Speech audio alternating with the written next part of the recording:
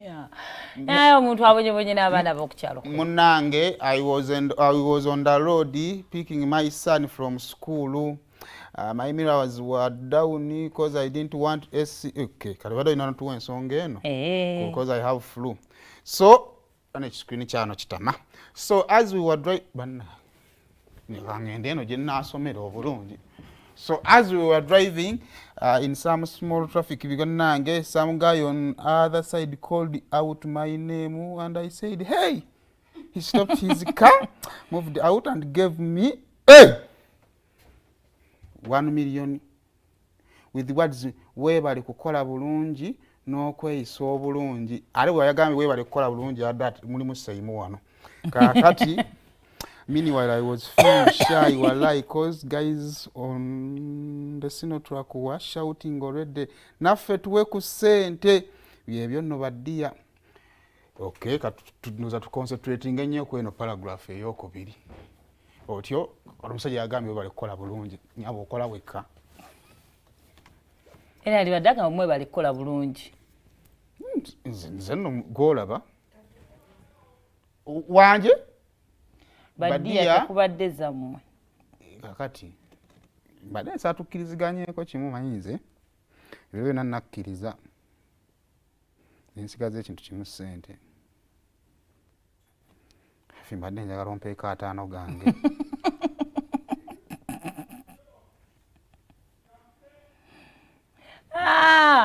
Adag. Haffy, mbadde nsaba ompa 5 gange. Ate kwefu. Bane mutujjeko ebizibu byammwe tukwesha okole muleke enkole byange. Mpa olinako mmeka? Zawedde woda. Haffy ngenda funa. Landlord December ngenda kweba. Funa yo omuwala omutaata alina bizibu okufunya ebizibu. Sente ezo obwezigwa mu nsawo obula. Eba nanga abantu abatwa ku sente zammwe nga Allah agaziye ensawo zammwe. Bananga abantu abawa Haffy sente neyange mugambe ne Saymore muweeko. Nego abantu alina sente balina ejjogo. Natulira omusajja nga ajoga ntunga traffic yakutte. N'avaamu akuwe sente. Nze ati yange ejja ku sente nnemera baani avaamu. Nagamba naye nedda kanzijjaawo. Just like this najja ku ddinisa lyange ate no waloga nti azikuwa omulundi gumu ngazibala ku 10. Kati owulira otya nga bakuwadde akakadde nga tebakwadde kya best presenter. Ande yasoke tunyumye nze ensonseka byange. Ensonseka byange bwenti.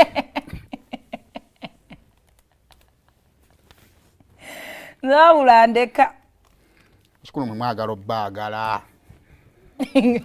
Tugenda mu concert obusongo bungi naawe. Bana mwebale nnyo mwebalire ddala omanyi bire bitugenda bibagambira wano. Bw'okola ekirungi tojja kisanga awo ng'ofuluma. Ojja kisanga eri. I know mu bantu b'otamanyi. Eri. Oba ontegeera bulungi so mwebale nnyo mwebale ddala ate naddala omanyi wala omuntu gw'osanga ndawanze bwabuvunaanyizibwa nnyo. Kugambye. Nagayi gwe nasanga ngagenda na mu meeting ya Buganda Land Board nga wabuvunaanyizibwa nnyo. Because sometimes there is something I need to tell people. For wetuba tuweereza wano ina ekifaananyi ky'abantu ky'osiiga. Naye omuntu sobola kusanga eyo kati oyo omwami ne bali abakyala be nasanga ku Stream Live be bamu ku bantu abasooka okunkuba enkikwe abagamba mubala programu eno.